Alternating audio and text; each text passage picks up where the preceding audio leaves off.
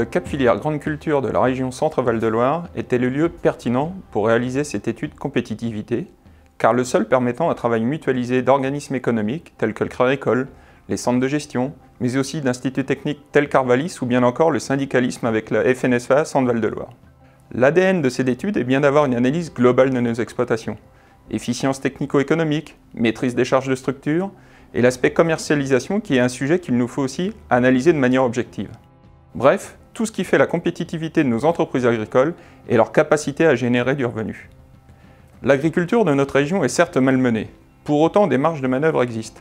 Nous ne devons pas rester stoïques et encore moins être résignés. Cette étude doit permettre à tout un chacun de trouver des éléments de réflexion dans tous les domaines afin d'appliquer des leviers sur son entreprise. Suite aux difficultés conjoncturelles de 2016, qui sont venues malheureusement s'adosser à une vraie réalité de difficultés structurelles des exploitations SCOP de la région Centre-Val de Loire, à plusieurs organisations professionnelles agricoles, on a décidé collectivement de lancer cette étude dans l'objectif d'identifier des leviers de compétitivité des exploitations, de voir un petit peu, d'identifier les marges de manœuvre qu'on pouvait encore avoir sur les exploitations, quels que soient les systèmes et quels que soient les territoires, et donc de pouvoir utiliser les conclusions de cette étude pour aussi communiquer des éléments et des facteurs clés aux agriculteurs et aux conseillers de la région Centre. Au-delà des leviers de compétitivité qu'on a pu identifier dans cette étude, on pense quand même qu'il y a un vrai slogan à retenir, chacun aux manettes de son projet.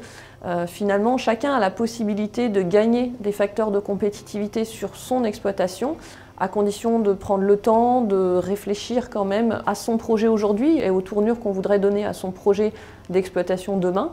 On peut gagner en compétitivité, mais cela mérite effectivement de se poser un certain nombre de questions. Depuis les années 2010, le Crédit Agricole, en particulier les 4 caisses régionales de la région Centre-Val de Loire, ont constaté une dégradation des résultats d'un certain nombre d'exploitations agricoles grande culture situées dans les zones intermédiaires de la région Centre-Val de Loire. Alors les raisons, elles sont malheureusement multiples. Des aléas climatiques à répétition, des baisses des aides, notamment de la politique agricole commune, des prix plutôt bas pendant 4 années, des moyens de production limités par le développement de la réglementation, bref, des situations de trésorerie de plus en plus tendues qui ont nécessité des soutiens auprès des partenaires financiers comme le Crédit Agricole. Tout ça nous a alertés sur la problématique de la résilience de ces exploitations en particulier. Alors face à cette situation, le Crédit Agricole s'est donc demandé quel pourrait être le devenir de systèmes d'exploitation grande culture dans ces zones et à horizon 2025. Alors nous nous sommes rapprochés d'Arvalis qui finalement avait la même analyse de la situation que le Crédit Agricole.